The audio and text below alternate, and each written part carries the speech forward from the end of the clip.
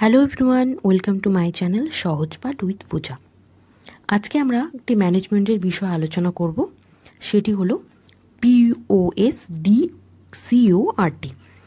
তো এই জিনিসটা আমরা এইভাবে না আলোচনা করে আমরা আমাদের সুবিধার্থে একটা নাম দিয়ে দিচ্ছি। সেই নামের কোনো মানে নেই, তবু নামটা দিচ্ছি পজ ডিকোড। আমরা এইভাবেই যখন পড়াবো সেটা এইভাবেই উচ্চারণ করব, আলোচনা করব। তো এই পজ ডিকোড মানেটা কি, মিনিংটা কি? এই পি হচ্ছে প্ল্যানিং, ও হচ্ছে অর্গানাইজিং, এস হচ্ছে স্টাফিং, ডি হচ্ছে ডাইরেক্টিং, সি হচ্ছে কোঅর্ডিনেটিং মানে সিও, আর হলো রিপোর্টিং এবং বি হলো বাজেটিং। এই টোটাল বিষয়টি একটি হলো ম্যানেজমেন্টের বিষয়, যেখানে কিভাবে জিনিসগুলো চালনা হবে সেইগুলো আলোচনা করা হবে। তো আলোচনা করবার আগে তোমরা যদি আমার চ্যানেল নতুন হয়ে থাকো, চ্যানেলটিকে প্লিজ সাবস্ক্রাইব করে দিও। ভিডিওটি যদি ভালো লাগে একটা লাইক করে দিও, আর কোনো রকম অসুবিধা থাকলে কমেন্ট করো এবং শেয়ার করো তোমাদের বন্ধুদের সাথে, যেটা হবে আমাদের জন্য খুবই ইফেক্টিভ। তো চলো শুরু করা যাক। POSDCORB. তো এই পজ ডিকোডটি কারা করেছে বা কারা এটি ক্রিয়েট করেছে? এটি ক্রিয়েট করেছে হলো বা বানিয়েছে হলো লুথার গুলিক এবং লিন্ডার উইরউইক। তাদের একটি পেপার যা 1937 সালে মানে তারা পাবলিশ করেছিল, সেই পেপারটি হলো paper of the science of administration. এই অ্যাডমিনিস্ট্রেশনে এই পজ ডিকোড বিষয়টি তারা লিখেছিল বা করেছিল। এই পজ ডিকোড কি আসলে? এটি হলো সিস্টেমেটিক একটি ফ্রেমওয়ার্ক, যেখানে কোনো কোম্পানি বা ইন্ডিভিজুয়াল কোনো ব্যক্তি তাদের মানে কোনো ব্যবসায়িক কার্যক্রম বা প্রক্রিয়াকে সম্পাদনের জন্য বিভিন্ন রকম পদ্ধতিমূলক কাঠামো ব্যবহার করে থাকে। এখানে বিজনেস বলা হয়েছে, আমরা এটাকে কোনো শিক্ষামূলক জিনিসও বলতে পারি, যে কোনো রকম শিক্ষামূলক বিষয়কে আমরা যখন ইমপ্লিমেন্ট করবো, বাস্তবায়ন করব কোনো বিষয়কে, সেক্ষেত্রে আমরা এই পজ ডিকোডটা ব্যবহার করতে পারি। তো এই পজ ডিকোড বা POSDCORT আমরা শিক্ষাক্ষেত্রে কিভাবে ব্যবহার করব? উদাহরণ হিসেবে নিচ্ছি যে আমরা একটা স্পোকেন ইংলিশের কোর্স করাবো অনলাইনে। তো সেটা আমরা কিভাবে করব, কিভাবে চালনা করব? সেটা তো হাওয়াতে হবে না, একটা কিছু প্ল্যান করতে হবে, কিছু করতে হবে। সেটা কিভাবে করব? একটা স্টেপ বাই করতে হবে। তো চলে আসছি, এই যে পজ ডিকোড, এই প্ল্যানিংটাই আমরা প্রথমে করব। প্রথমে এখানে কি বলা হয়েছে? This essentially refer to establish a broad sketch of the work to be complete and the procedure incorporate and implement them। এটি মূলত একটি কাজের একটা বর্ডার স্কেচ, মানে আমরা যে কাজটি করব সেই কাজটার একটা স্কেচ তৈরি করে নেওয়া, এবং সেগুলো কিভাবে কোন পদ্ধতিতে চালনা করব সেই বিষয়গুলোকে এখানে অন্তর্ভুক্ত করা। মনে করো আমি যেই কথাটা বললাম যে স্পোকেন ইংলিশের একটা কোর্স আমরা চালু করব, সেটা চালু করার আগে আমাদের বিভিন্ন প্ল্যান তৈরি করতে হবে। মানে কি থেকে জিনিসটা কেমনভাবে হবে, কি জিনিসটার মধ্যে অন্তর্ভুক্ত থাকবে, কি আমরা পড়াবো, সেই জিনিসগুলো আমরা প্ল্যান করে নেব। এটি এখানে বোঝানো হয়েছে। তারপর কি বলা হয়েছে? Planning is the first and most important step of POSDCORB. আমার নিজের উচ্চারণ করতেই কষ্ট হচ্ছে, মানে বানানো তো, যাই হোক। এই প্ল্যানিং বিষয়টি এই পজ ডিকোডের একটি most important step, as it set of overall structure of the process with activity and timeline. এখানে সময় রেখা, কার্যক্রম, এইসব বিষয়গুলিকে মানে বিভিন্ন স্ট্রাকচার, প্রসেস, মানে এই বিষয়গুলোকে এখানে সাজানো করা হয়ে থাকে বা সেট করা হয়ে থাকে, মানে কিভাবে আমরা কাজ করব, কিভাবে আমরা জিনিসটাকে ইমপ্লিমেন্ট করব, বা কোন টাইম লাইনে আমরা জিনিসটাকে শেষ করব, সেই জিনিসগুলোকে এখানে সেট করা হয়ে থাকে। আমি প্রথমেই বললাম যে আমরা যে কোর্সটা করব সেই কোর্সটা কিভাবে করব, কি কি কার্যক্রম করব, কি কি প্রক্রিয়ায় করব, কোন সময় রেখায় করব, বা কোন সময়ে করব, কোন টাইম লাইনে মানে ডেটে করব, সেই সবগুলি এই প্ল্যানিংয়ের মধ্যে অন্তর্ভুক্ত থাকবে। আমরা চলে এসেছি অর্গানাইজিং। অর্গানাইজিং বিষয়টির মানে হলো আয়োজন করা। মানে আমরা যে প্ল্যানগুলো করেছি যে কোন প্রক্রিয়া করব, কোন সময় রেখার মাধ্যমে করবো, কী কী জিনিস করবো, সব কিছু আমরা সেট করেছিলাম। তো সেটা কিভাবে করব সেটি আমরা এখানে অর্গানাইজিংয়ে করব। মনে করো যে এই যে স্পোকেন ইংলিশের ক্লাসটা, এই ক্লাসে ভয়েস চেঞ্জ আছে, টেন্স আছে, বিভিন্ন বিষয়গুলো আছে, এগুলো আমরা ভাগ ভাগ করে নেব, যে কোন দিন নিতে হবে, কোন সময়ে হবে, এইসব বিষয়গুলো করা। এটাই এখানে বোঝানো হয়েছে যে organising involve formally classifying, defining, synchronising the various sub process of subdivision of the work to be done. মানে আয়োজনের মাধ্যমে আনুষ্ঠানিকভাবে আমরা শ্রেণীবদ্ধ করব, সংজ্ঞায়িত করব এবং কাজ করার বিভিন্ন উপপ্রক্রিয়া উপবিভাগকে সমন্বয় করব। মানে কি কি কাজগুলো আমরা করব সেগুলোকে আমরা ক্লাসিফাই করে নেব। বোঝা গেল? তারপর কি বলা হয়েছে, it's make sure that the activity and time line in this first step of planning and refine the organize further so that right people can be staffed and execute these tasks.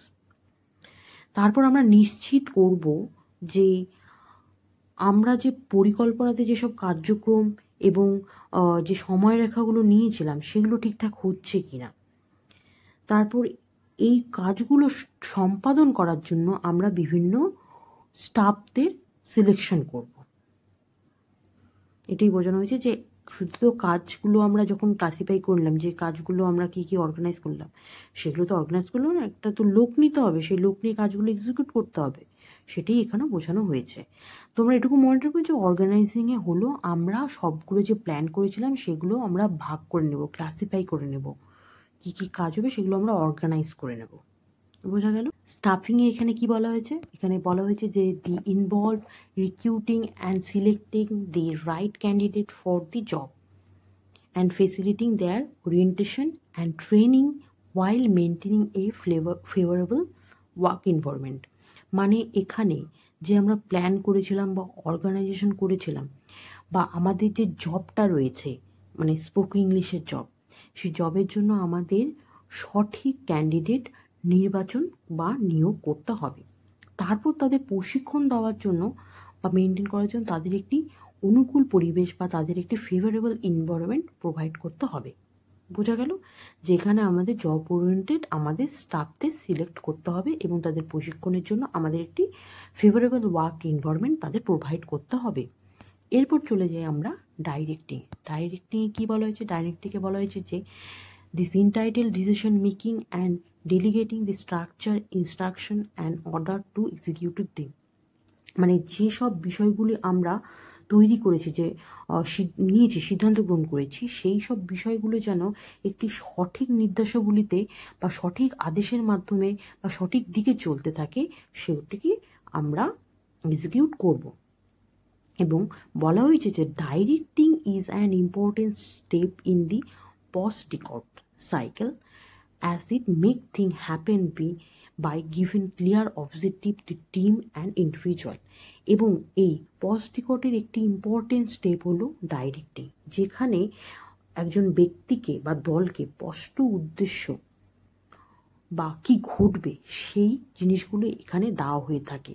মানে কে কিভাবে, মানে staff selection আমাদের হয়ে গেল, selection পরে কে কি কাজ করবে সেই কাজগুলো তাদের বলে দেওয়া বা তাদের সঠিক নির্দেশ দেওয়া, ইনস্ট্রাকশন দেওয়া, তারা সেই অনুযায়ী কাজ করে থাকবে।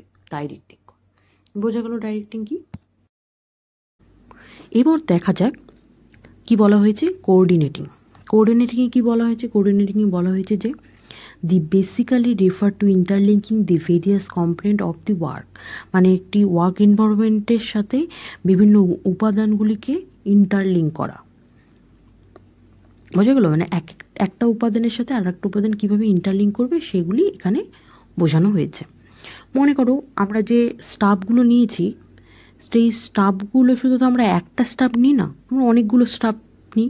সেই স্টাফগুলো যেন একসাথে মিলে তারা কাজ করতে পারে, তাদের ইন্টারেকশন করা, তাদের একটা টিম বানিয়ে দেওয়া, তারা যেন একে অপরের সাথে মিলে কাজ করতে পারে, সেই জিনিসটাকে এখানে বলা হয়েছে। তারা ইন্টারলিঙ্কিংভাবে তারা কাজ করতে পারবে, এটি এখানে বোঝানো হয়েছে গোল্ডেনিটি। তারপর আমরা রিপোর্টিংয়ে চলে আসলাম। রিপোর্টিংয়ে কি বলা হয়েছে?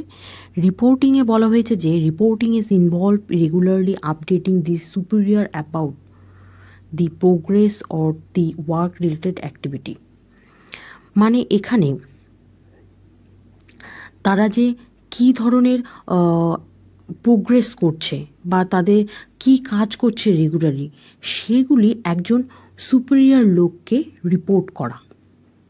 মনে করো একজন তো বস আছে, মানে যে স্পোকেন ইংলিশ যে কোর্সটা করা হয়েছে, যে ক্রিয়েট করেছে বা যে এটার প্রোফাউন্ডার, যাকে বলবো যে হেড, তাকে এখানে যে প্রতিদিনের কাজগুলো হচ্ছে বা আমরা কি প্রোগ্রেস করছি, আমাদের আপডেট কি, সেগুলো রেগুলারলি তাকে রিপোর্ট করতে হবে। এছাড়া বলা হয়েছে যে the information dissemination can be through record and inspection, এবং এই জিনিসগুলোকে বিভিন্ন রেকর্ড ও ইন্সপেকশনের মাধ্যমেও করা হয়ে থাকে। তো বোঝা গেল যে রিপোর্টিংয়ে আমরা কি করব, যে আমাদের রেগুলার যে কীভাবে প্রোগ্রেস করছি, আমাদের রেগুলার রিপোর্ট কি, সেই জিনিসগুলো আমাদের একজন সুপিরিয়রকে বা আমাদের বসকে রিপোর্ট করা। তারপর আমরা দেখব হলো বাজেটিং, যেটা একটা বিশাল বিষয়, ইম্পর্টেন্ট বিষয়। যে কোনো কিছু কাজ করার ক্ষেত্রে তোমার বাজেটিংয়ের প্রয়োজন হয়। তাই এখানে বলেছি যে budgeting involve all the activities under auditing, accounting, financial planning and control. মানে এখানটায় কিভাবে কন্ট্রোল করব, কিভাবে ফাইন্যান্সিয়াল বিষয়গুলো দেখব, সব বিষয়গুলো এখানে তৈরি করা হয়ে থাকে। শুধুমাত্র প্ল্যানিং করলাম, অর্গানাইজিং করলাম, স্টাফিং করলাম, ডাইরেক্টিং করলাম হলো না, আমাদের বাজেটিংটাও একটা বিষয়, ইম্পর্টেন্ট বিষয়। এখানে আমরা যে কাজটা করব, একটা কি বাজেটের মধ্যে কত কি লাগবে, সব কিছু এখানে করা হয়ে থাকে বাজেটিংয়ে। তোমরা ভালো করেই জানো বাজেটিং বিষয়টি কি। তাহলে বোঝা গেল যে আমাদের পস্ট ডিকোড বিষয়টি কি। তো আমাদের এই 7 function of management, planning, organising, staffing, directing, coordinating, reporting, budgeting, তোমাদের সিকোয়েন্সলি পরীক্ষায় আসতে পারে বা অথারের নাম আসতে পারে। তো তোমরা এখানে করতে পারো। আমি যখন দিয়েছিলাম তখন তো এইভাবেই এসেছিলো যে সিকোয়েন্সে বলো। তো তোমরা এটা মনে রেখো যে প্রথমে planning, organising, staffing, directing, coordinating, report, budgeting. আর কীভাবে প্রক্রিয়া এসছে আমি তোমাদের ভালো করে বুঝিয়ে দিয়েছি। তোমরা জিনিসটাকে ভালো করে বোঝার চেষ্টা করো নিজের মাধ্যমে। তো আজকের মতো এতটুকুই। ভিডিওটি ভালো লাগলে লাইক করো, শেয়ার করো, কমেন্ট করো এবং ভিডিওটাকে সাবস্ক্রাইব করে দিও।